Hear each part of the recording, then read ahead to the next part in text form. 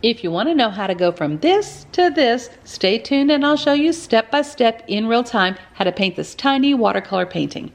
Now, a lot of my art starts off with a sketch, so I'm using this Pentel mechanical pencil and a kneaded eraser, and I'm using a size 4 Velvet Touch round brush by Princeton, a little mini palette of Daniel Smith watercolor paints, a Pentel Arts brush pen, and a white grabby acrylic marker. And I also have 2 cups of water and a towel. All right, y'all, let's get started. Now, this is day 1 of a 31-day series that I'm doing in celebration of World Watercolor Month. And I'm calling the series Tiny Tex-Mex Paintings. And it's going to be a nod to Texas and Mexican culture. And my goal is to post a painting a day. And I'm also going to try and post a long form video, kind of like this one, for you as well. So the long form videos will be slowed down and they're going to be closer to real time so that you can, really see how my tiny paintings come to life. And there will also be a giveaway coming up and free printables. So I hope that you'll join in on the fun and hit that subscribe button, y'all, and paint along with me. All right, this part I did speed up. I said it was real time, but this part I did speed up, but I'm going to talk you through what I'm doing. So I am not a realistic painter, never have been, and probably never will be, although I'm not sure. But I'm just trying to sketch out where stuff is going to go. And one thing that I do is put little dots and try to connect the dots, because sketching, drawing, painting, kind of at its most basic form, it's just shapes. And so look at me erasing the whole thing. I had started out on a scrap piece of paper because I didn't want to mess up the real sketchbook that I'm doing this in. It's a Summel Art little mini sketchbook, and I didn't want to mess it up. So I did it on a scrap piece of paper, then I sketched it in the book, and then I just erased the whole thing anyway. And one thing good about the kneadable erasers is it doesn't leave those eraser crumbs behind, and it's gentler on your paper. So that's a good thing. But one of the things that I do is I fold the paper back a little bit so I can get an idea of where to put my little dot, and then I just connect the dots. Because sometimes, you just think, oh, just kind of draw a line at an angle, but it's not always that easy, y'all. So, just keep that in mind that you can do. I'm going to be showing you little tips and tricks like that too that have helped me. Because like I said, I'm not necessarily the best at drawing, but I feel like I can doodle. So anyway, that's how we got the sketch on the paper, and now it's time to paint. And for this painting, if you haven't guessed what it is, it's a Whataburger tent, table tent thing. And I'm using Pyrrole Orange, and that is PO73 if you are a, what do you call it, pigment nerd. And then I used Buff Titanium, which is PW6 plus PBR7 and PY42. And I put that on the screen just now too. I mixed this together because the Pyrrole Orange to me was a little bit too vibrant, and it just seemed like a little bit, wow, like bam, in your face kind of orange. And so I needed to kind of tone it down, and I'm toning it down by adding that Buff Titanium. And I think I added a little bit of Aussie Gold as well. And I thought, but wait, what? No, I wanted to outline with a brush pen first. So that's what we're doing now. So I grabbed the brush pen and I am doing light sketches.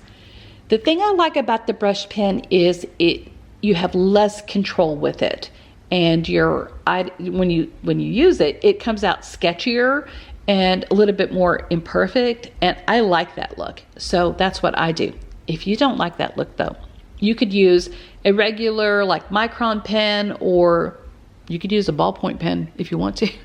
Or you could use, a Sharpie marker would work, or something like that, if you want to even outline it all.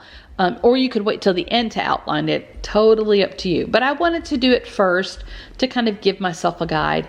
And I'm just carefully, trying to make the shapes.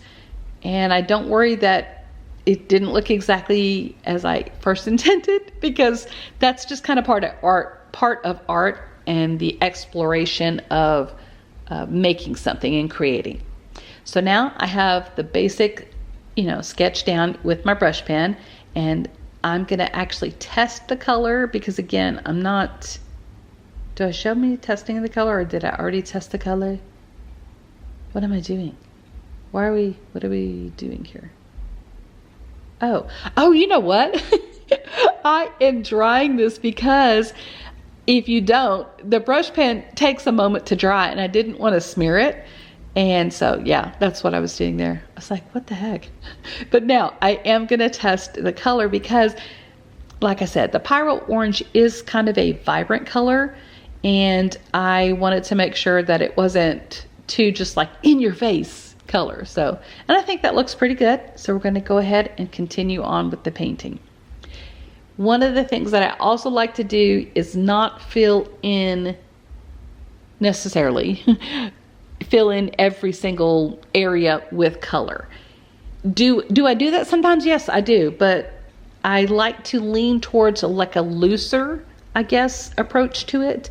I guess you would call me a graphic illustrative watercolor artist. And so anyway, this is my style, and this is what I like. And a couple of people that I follow, I really enjoy their style as well. Shada Campbell styles like this. Mary Ann Illustrates, her style is very similar to this.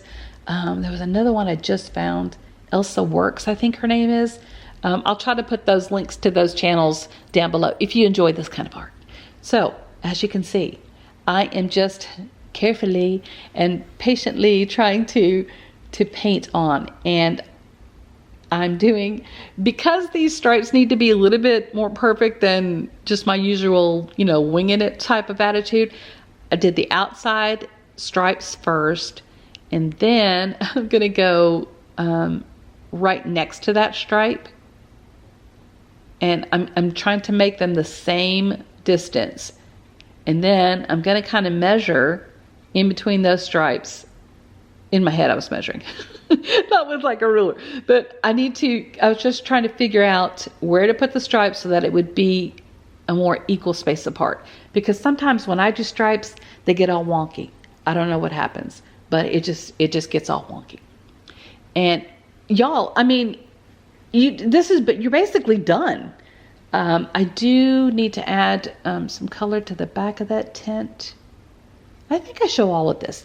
And this is real time. I'm just painting slow and steady and trying to be patient. And that's another reason I like to paint tiny, because it's like less to paint. It's not like this whole big piece of paper, 9 by 12. It's going to take me hours or something, I'm just painting a little bit at a time. And got to paint the back of the tent. And I fill in a lot of the color, but I don't feel like you have to fill in every single corner, and it doesn't have to be perfect. Because if you'll notice, the circle around the 5, that's not even a perfect circle. I could have gotten something and made the circle more perfect shaped, but I didn't want to. I wanted it to be a little bit more natural looking, a little bit more like, I don't know, impressionistic, loose looking. And I'm filling in that because I'm going to write something up there. And I want to make sure that it is filled in enough so that you're going to be able to see what I write. I didn't show you me writing it. Where did that footage go? I don't know. But I wrote Whataburger across the top. That's what I did. And that's how this turned out. For day one, I think I did pretty darn good. Because you know what it is. And that's what counts. I put a reference sketch and the colors I used on the left, and I put the final painting on the right. I hope you enjoyed day 1. I hope you come back tomorrow for day 2 and paint with me again. And I'll see you in my next video. Bye.